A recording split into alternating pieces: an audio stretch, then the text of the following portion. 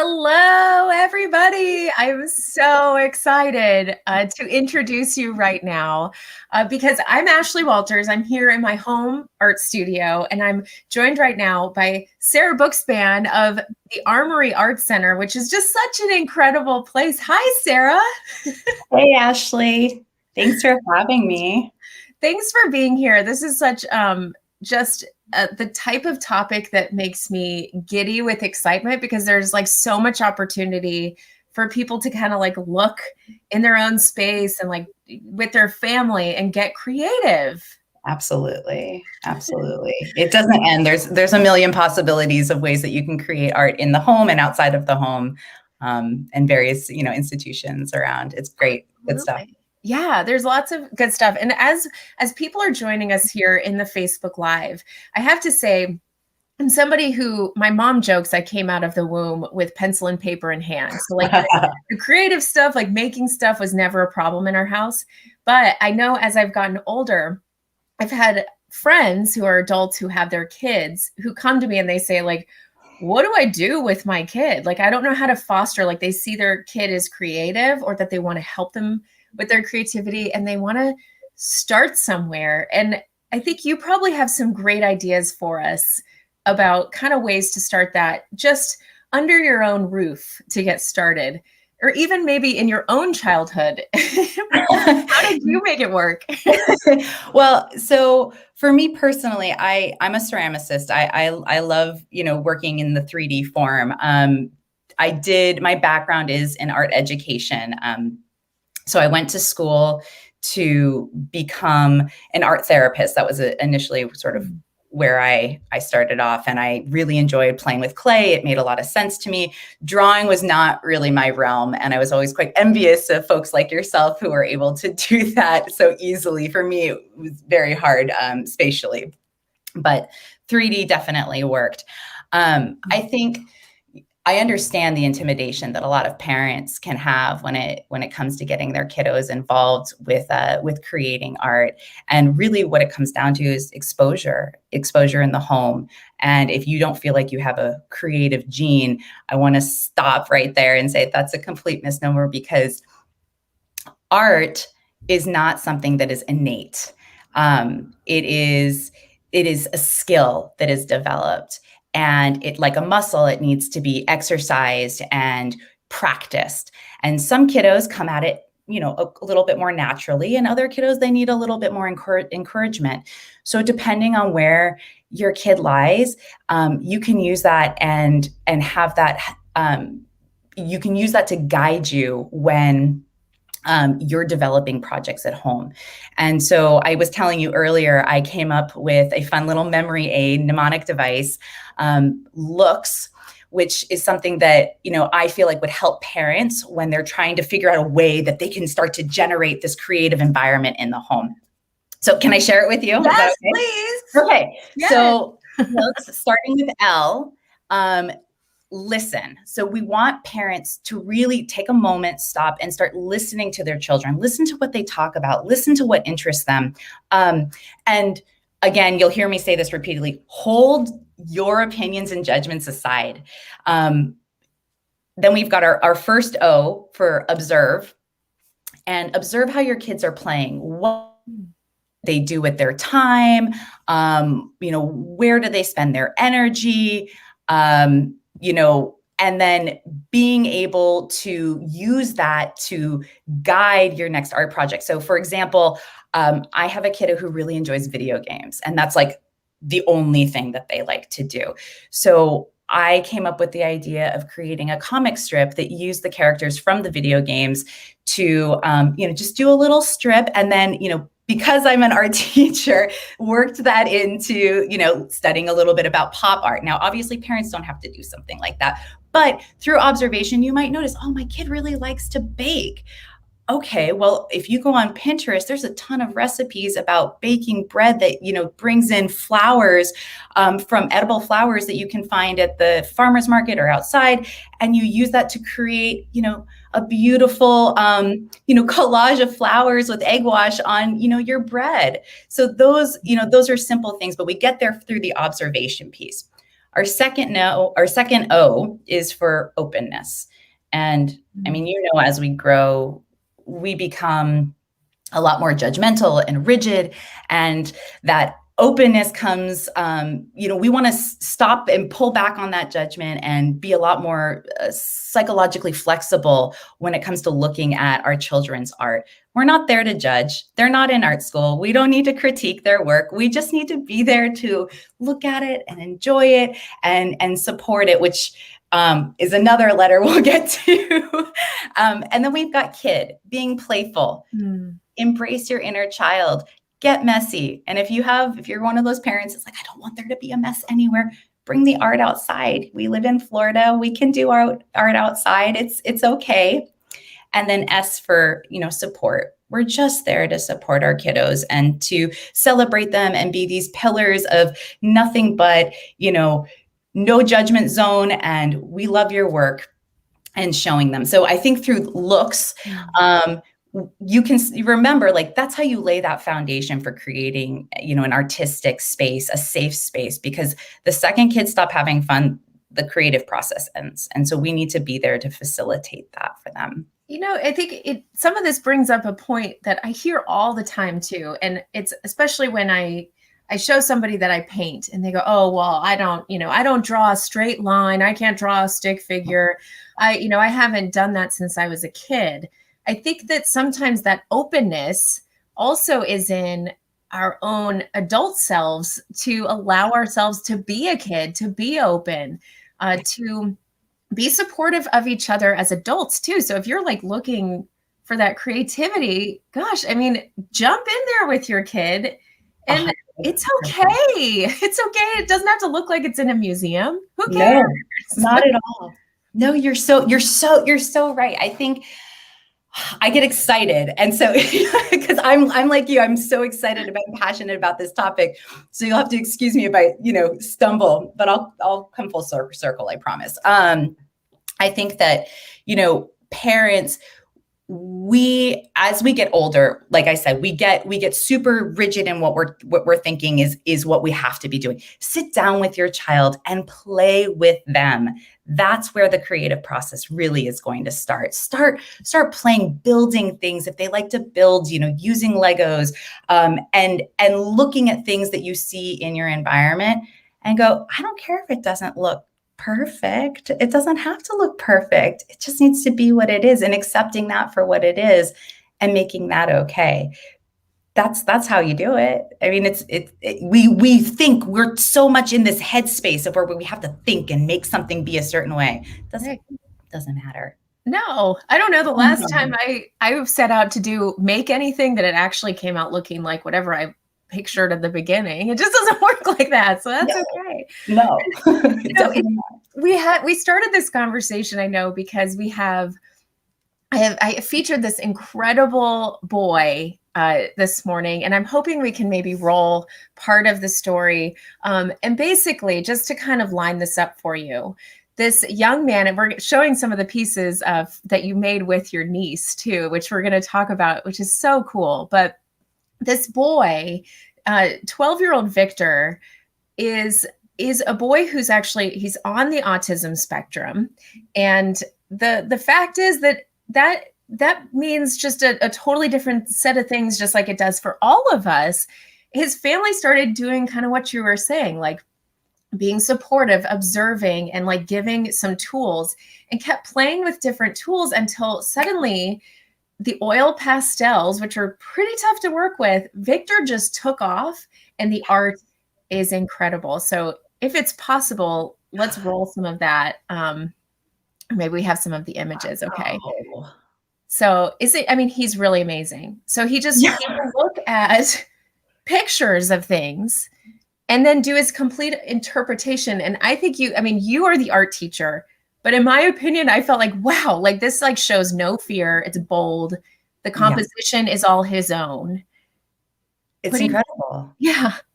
That's, and everybody's different, but it sounds like what worked for him was just sort of having the freedom to explore, which a lot of times is really, really effective. Some kiddos, they want a little bit more of a structured activity, and some kids just want to pick up a pastel and go for it. And it looks like he did. Yeah, it's pretty special. And you mentioned here that you are also, you understand art therapy. Can you take us into that? Because obviously that's for people of all abilities and all ages. What is it that art can do for us, maybe on an emotional level? Yeah. So art is, again, you can start it at any age. It doesn't matter. When we're looking at kids, there are some pretty substantial things that come from art exploration, right? Like you develop your fine motor development, which is really great because that's a necessary life skill. Yeah. Spatial reasoning, executive functioning, self-monitoring, which is part of your executive functioning, but also it becomes a soothing and coping strategy that people can use for themselves. You can become quite grounded. I know a lot of artists who, that is their emotional outlet. When the world becomes too chaotic, which it often does these days, you can take a moment and, go and engage in a world that is just yours. It's very centering. Working memory is another thing that you develop through creating art. And so, while I myself am not an art therapist, I'm a behavior analyst, and I moonlight as an art teacher with the Armory. They tie in really well because art creates a avenue to explore how we interact with our world and how we see the environment around us. And for some of us who don't always have the words or the communication, art can create that for us. So that's why when I talk about not having any judgment, it's not a place for judgment. It's a place for just becoming open and learning about who you are, like Victor clearly did. Yeah, that's so special. Yeah. Now, in terms of you've lined up looks as these things people can think about. Are there, here we are heading into summer, and I know, it's been a wild year, so people are in all different circumstances. Mm-hmm. Can you talk to us about some of the ways people can maybe do some of this even for free with their kids? Like, I know growing up, my parents, like the art supplies and the stuff, but there was a cabinet in the kitchen that was my crazy art cabinet. It had everything from like beans to pieces of wood, of course, paints and clay and scraps of fabric, but like all kinds of weird just stuff that I could mess with. And a lot of that stuff is free. Mm-hmm. I don't know. What are some tools that people can use? Okay. So I think starting first with creating an art box at home that is using recycled materials. And if you want inspiration, you can go to the Resource Depot in West Palm. Have you been there? Yeah, it's so cool. You guys, So if you haven't cool. been, so cool. It's for so teachers great. And for kids. Yes. And it's really cheap. So I'm from the West Coast and we have Scrap, which is basically the exact same company. I was very excited when I moved to Florida and found it. So that's a great place for inspiration, especially for kids. You take them in and parents, and you see like people have taken, zip ties and created that gorgeous curtain, and they're playing with pieces of fabric. So if you don't want to spend any money, that's okay. We, save some of your jars, save some of your newspapers, save some of, your egg crates, and you can start to create a little art box. I will suggest you always have some glue, some crayons at home, maybe some tempera paint, and those just are your essential things. But coming up with those ideas for the parents who are like, okay, great, I've got these materials. What do I do now with these materials that are taking up space in my home? You can always go on to Pinterest, which I love, and you can use that as a source of inspiration.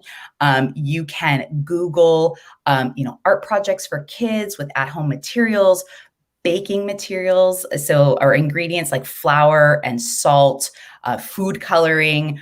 Do some really fun stuff. Like you can do glue on paper and then sprinkle salt on it. And then when it dries, you add drops of food coloring and it blends and creates this really cool tie-dyed effect. So those are all, free things that you can do at home. But we live in Florida and we have some of the most insane murals I've ever seen.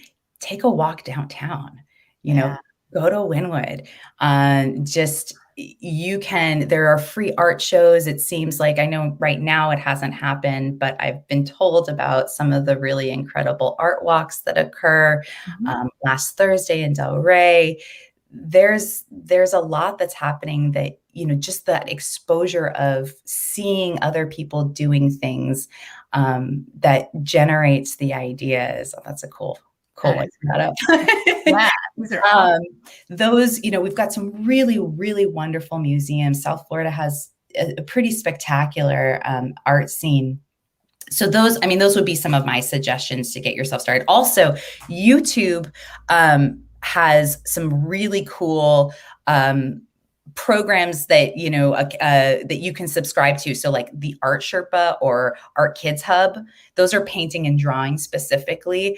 5-minute craft play, but you can go onto YouTube and you can Google 10-minute art projects for my kids, and a million videos will pop up just for you, and you can just go to town on and sit down and do it with them. Don't put them in front of the computer and leave. You're not going to get the buy-in that way. Yeah. It's like attention. They want their parents to sit down and do it with them. Yeah. If you don't want to sit with your kids, like send them my way. I think it's super fun. Or my way. Send them to the Armory Art Center where they actually have and so Sandy Lawrence is asking, what are good activities for toddlers with short attention spans? You made a great point that these art projects don't have to be like an all-day affair. It could be like something pretty quick and simple, right? Absolutely. Okay, get ready. I'm gonna pull out my work. So I have a niece who is 3 who has a very short attention span. So this works well. All right. So Sandy, what we did is I cut these out. These were pieces of paper that she scribbled all over. And then we took some watercolors and went over them. I didn't give her any real directions except scribble here. And she scribbled and I was like, oh, that's some really nice scribbling. And then, she painted over them. And then get ready, because we got 2 art projects for the price of one. I took a paper plate. When I cut the star out, right, there were all these little bits of paper. I then had them glued to a paper plate, and now we've got a sun with her piece. That's cute. So really simple, really quick. But it also, we did it for maybe, 5-10 minutes. She got up, we went outside, and then we came back and we glued. But because it was done in small chunks with lots of one-on-one attention when we did it, she was excited to do it again. A little tip: if you see that your kid is not having fun, stop the activity. Don't try to plow through it. End on a high note. If you're like, oh, they're having a really good time, then know that we could probably end in the next couple of minutes. It's okay if you leave the art project right there and you come back to it later. Here's another one that we did for Mother's Day. So we did Mother's Day cards, and just to make them look a little bit more complete, we took tinfoil, which is a great tool that most people have in the house, and we created a border, and she was responsible for crinkling the tinfoil all the way around the edges. We did 3 of them, and now they're sitting on my mother's wall as a gallery, a gallery wall. Nice. Well, and it's also like the tactile nature of it's 3-dimensional and the 2D. Like you kind of got a lot of stuff going on in that little project. That's fun. Absolutely. Glue some macaroni on it. Like you really, the sky's the limit when it comes to doing kids, art with toddlers. You can do a lot of stuff, but short time spans. That's the big thing. Yeah. Oh, that's such a good point. And we have somebody else who's saying Bag Ladies art is something for adults, which I've not heard of, but it sounds like fun. Bag Ladies art. That's a good point that, and parents too, like if people are looking, and I don't know, for like you had mentioned, art can just kind of give you this, like you're really in the moment when you're making art. It's very soothing and can be very peaceful if you allow it to be. Yes. So for adults too, you have some wonderful programs at the Armory Art Center for people of all ages. All ages. And most recently, like we have our summer camp that's coming up for kids ages 6 to 18. So you get your teenagers in there. And it's running from June 22nd to August 6th. Deadline is June 7th. But I mean, that's a great opportunity for kids who've maybe never even done anything at home, or, school doesn't do too much with them. Come to our summer program. You've got great artists who are doing fabulous projects. There's themes each week. And your parents can also sign up for classes too, and they can take an evening class. A lot of my kiddos that I work with, their parents also take ceramic classes, and it's been really cool to watch the parents do clay and then their kids do clay, and then they talk about it together. It creates an avenue for, bonding. It's neat. What have you noticed in terms of, being in the world, like where you're able to teach people and help them develop these skills, or at least explore? What have you seen in terms of like how people open up, and what do people gain over the course of taking a class, or just finally setting themselves free with something with art? Yeah. Okay. So I can speak to ceramics because that's what I teach at the Armory. My littles that I teach a group of 5 to 8-year-old or 5 to 7-year-olds. And when we started, my kids, they didn't know, there was a lot of apprehension. They weren't sure what they were supposed to do with their hands. Can I touch this? Can I pick up these tools? Can I, where do I get this? So my class, because I've got my behavior background, is really dedicated towards, the creative process, of course, but also developing those self-determination skills so that my kids know, like, I can get up and go get that pin tool. I just need to let Miss Sara know where I'm going. And watching them develop and start to move their minds, which, developmentally, like they're in this 2D space where like everything's got to be flat. And starting to see them grow into like, oh, my caterpillar doesn't have to be, a flat, drawing. I can start to roll a ball. I can start to, create that pinch pot. I can put those things together. That to me has been one of the most rewarding pieces. And then teaching them some basic terms. So scoring and slipping, which is something you need to know how to do when you are making, things with clay, and quizzing them real quick. Like, hey, what do you do? And how are you going to get those two pieces to stick together? Oh, we score and slip.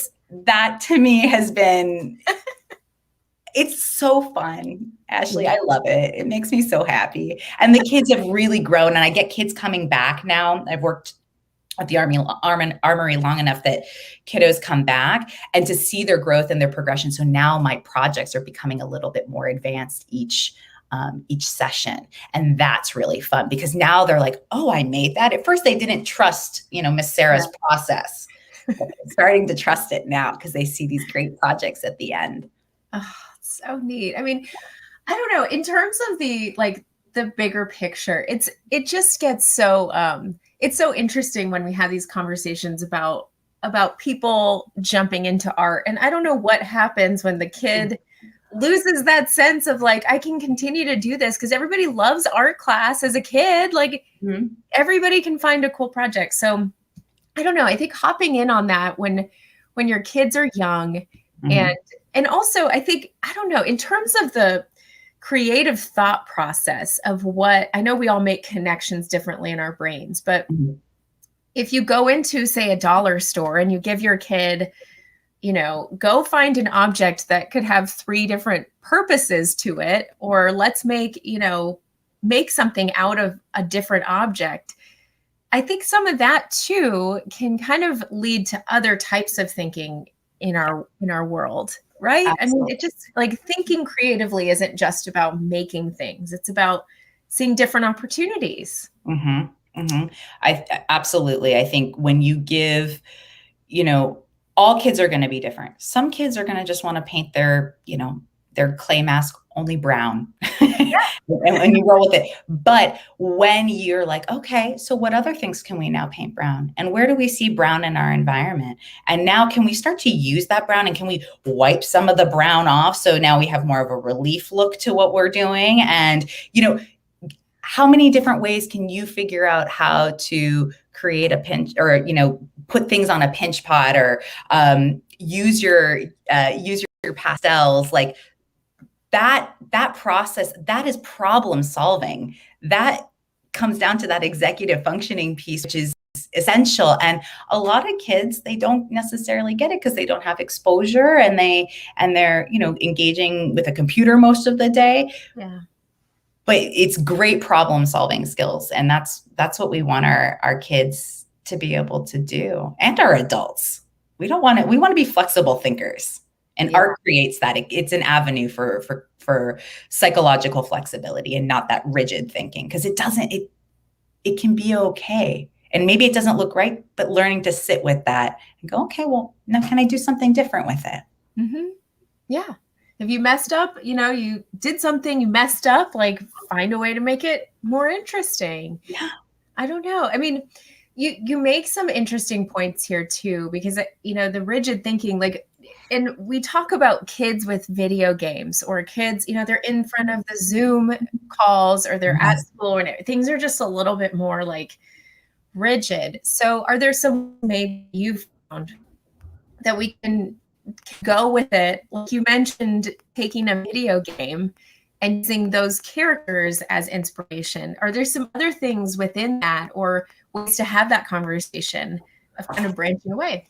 Well, I got part of what you said because we broke up a little bit, but I think what you were asking was, can we, with kids who are exposed to a lot of technology, if there are other ways that we can use that for them to create and to engage in more creative process than just playing a video game? Is that correct? Right. Okay, absolutely. First of all, online, there are a ton of free programs for drawing. There's like an iSketch art pad, and you can draw. There's also, you can build like music, like playlists. They're not like you're like sort of creating like a record, and you can do that online, which is really cool for kids that are more inclined musically. That's called Incredibox, by the way, and it is exactly what it sounds like. You can build beats and save your music. So that's a very creative thing, and it operates like a video game. So kids really like it because it's very interactive. I think also, finding ways to talk to your kids about what they like about the video game. A lot of video games have rules. So rules, if your kid is very, sort of inclined to like having rules, creating opportunities where you create a structured art activity. So you're now tying in the rules of the video game to what you're doing, building something in the yard that is very interactive, that maybe follows the same model of, I don't play video games, but Minecraft. I know a lot of kids really love Minecraft. So build it in the yard. Find things that you can do in the yard. Draw it out on a piece of paper. The Armory has like digital art classes that you're learning to do a lot of graphic design. I mean, what greater way to tie in your love for video games and learning how to create them, and design in the process. So those are some things that come to the top of my mind. Yeah, I love all of that. And I don't know. And you mentioned like going out in the yard, like here we are in Florida, you can find all kinds of those free materials for your art box, like totally. Palm fronds and cinder blocks. There's lots of those. Like, be careful, but yeah. Yeah, absolutely. There's just a million things that you can end up doing. I think one thing that has been really helpful in my class, and that I've noticed my kids really enjoy, is I have like a lookbook where I've printed off pictures of ideas and different projects that I've seen. And I put it together. And so when they're like, I don't know, during free time, because free time can be really hard. I think a lot of parents think like, oh, I just put an activity in front of the kid and they're going to know what to do with it. You know, they're not going to. I mean, some kids for sure, but other kids are going to be like, I'm done. So, you know, having a lookbook where you can sit down and look at ideas, and start to talk about them and grow, that is really, really useful. I think I mentioned the website Instructables. That's a website for building things. I mean, you can learn how to fix your kitchen sink, but you can also learn how to build a light box if that was something that was interesting to you. Yeah. Cool. So that's for definitely a little bit older, but going on that website and like scrolling through with your kiddos, looking at different things that you can make. That's really fun. And there are tons of possibilities. I can send you a list of websites that you could post if that would be helpful. Oh, that's awesome. Yes, that would be fun. Even we could just put it in this comment section too. Yeah. That would be awesome. Now, I think we do have the video. So for those people who are just joining us, this is Victor, who's 12 years old, and he actually has millions of followers now on TikTok and Instagram. I heard about him because a viewer told me about him back in January. And since then, he's gained a huge following, and I finally was able to get to do his story properly. So this morning we were able to feature Victor and his incredible story, which basically is that his family knew he loved to draw, but they kept changing out the tools until they found oil pastels, which, you know, adults find this very challenging. But you can see this is a child who is considered nonverbal and on the autism spectrum, who's 12. So he hasn't been able to communicate in the typical way. And now he's communicating a whole new, I mean, like, how expressive. Wow. These are cool. Yeah, they're insane. His use of color, and I mean, just sort of the way he sees, you know, shape, and it's very, very great. I mean, I love it. I love it. It's pretty special. I don't know if we have the video that we can actually roll. Good on those parents. Yes. And, you know, I think that speaks again to the conversation you were saying with LOOKS, looks. Yes. Where that support, that openness, we have them here on the screen. Oh, I love it. Serving, openness, kid support. Like, that's just, I don't know, like what a great way to just start by listening to your kid and hearing what they think is interesting. They really do. I mean, sometimes I will develop a project and I'll come in, and I remember I had this sweet little 5-year-old, and she looked at me and she's like, that's boring. I'm not interested in that. And I was like, oh, okay. Well, what would you be interested in? And, you know, and I had to shift and get flexible with my project. And I did. And the kids loved it. You know, the second, I don't like to get rigid with them. When we're making art, it's about what they want, what makes them happy. And then I can embed the skills that I know that I want to teach them in that. Yeah. Yeah. What else do you think? I mean, here we are headed into summertime, and it's certainly, and Sandy's right. He's so talented. She's commenting. You know, I think here we are headed into summertime, and there's a lot of opportunity, and parents are busy. Parents may be even very stressed out right now with a variety of things. Yes. But, you know, there's so many things we can do with our time. And sometimes just having the things available and encouraging that spirit can unlock that whole thing for kids. Mm-hmm. Yeah, absolutely. I mean, I think, you know, creating play dates, if you're comfortable with your kids playing together right now, you know, where you come up with a project or you sit down with your kid and you're like, what would you like to do? And then creating a play date so they get some friends to come over and they build something together. I love artistic baking. I think that is one of the funnest things that you can do, because you get to eat it afterwards. So, you know, everyone's happy. Those are really fun things. You know, you can do that with like pizzas, you know, making pizzas with your kids where you get really creative of where you put your toppings. That's a creative process. And then you get to eat it outside playing with chalk. You know, I do a lot of, I like to pick a lot of like leaves that have a lot of texture and use the oil pastels or the crayons, over paper, and then cutting them out. Like, it doesn't have to end just with the paper. You can cut them out and you can glue them to crumpled up, paper bags and then have those in a shape that you hang. I love when parents create like a gallery wall with their kids' work, no matter how small that little piece of art is. Start to showcase their work so they get exposed to seeing what they make on a wall in front of them. Switch it out. You can switch it out every week or so. That's a fun way to get kids thinking about what they make. And from that, you can come up with other ideas. I love being able to walk around. Like at the Armory, we have sculptures out in the garden, and you can walk around there and see those. I just was at Storm King here in New York, where I'm visiting right now, where you've got, Andy Goldsworthy and a bunch of other, incredible sculpture artists that are out on the, property, and you're walking around and seeing these massive pieces of metalwork, that my mind is exploding with ideas of things that I can start to do with the kids when I come back home.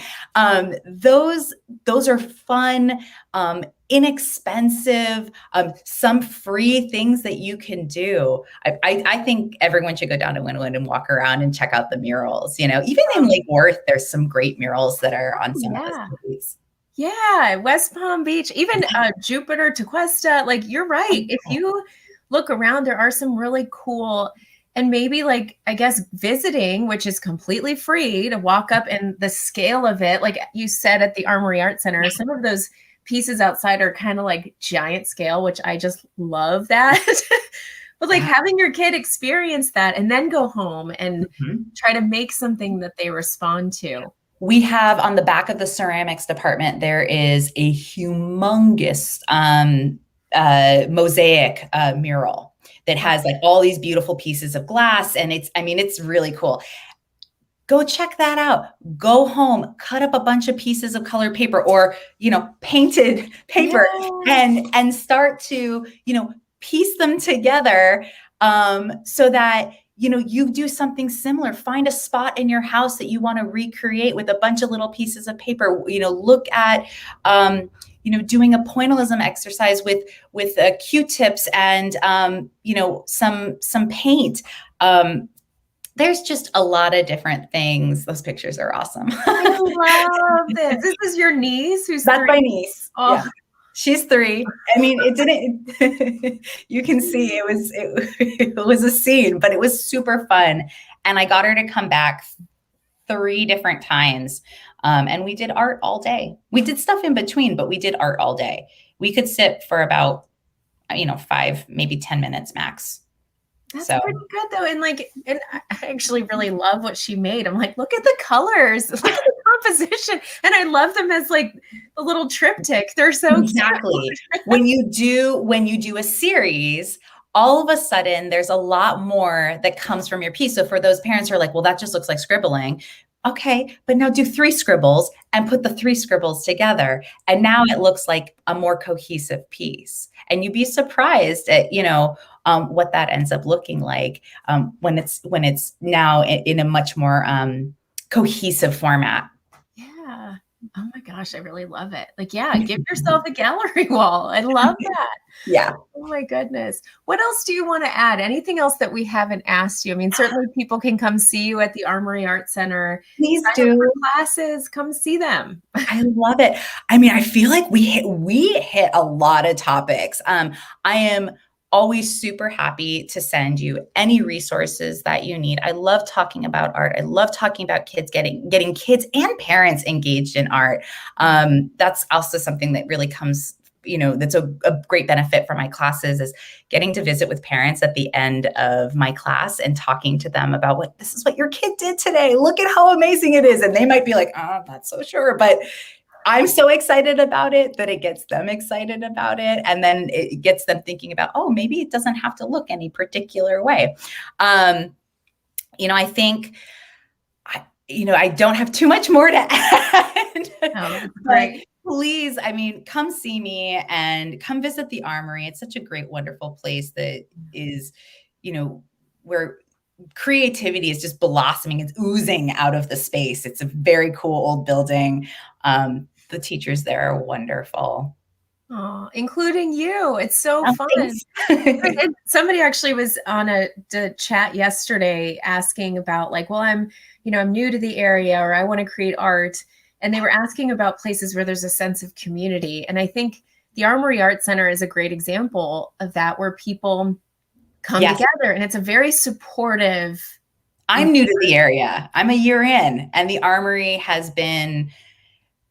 yes, it is an incredibly supportive environment that is filled with just some wonderful thinkers and artists, and it is the community that you're looking for.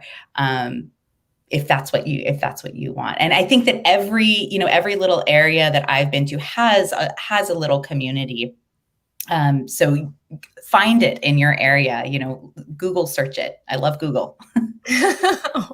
Thank you for all of the amazing project ideas and for sharing all of this fun spirit and energy for creativity. I know it's really fun. Like you make me so happy. Like this is really You make me happy. Thank you for doing this segment. This is really cool. I love that this is happening. We'll continue to communicate. I love it. That would be amazing. And if any of you who are hopping in the comments here, if you have awesome art projects that you've been doing and you want to share, or you want to show us what your kids have been doing, whatever it is, or a great art teacher, please let us know. We love these awesome stories. We love to share. And thanks so much to you, Sara. Appreciate it. Thank you. Take care. Bye, everybody. Bye.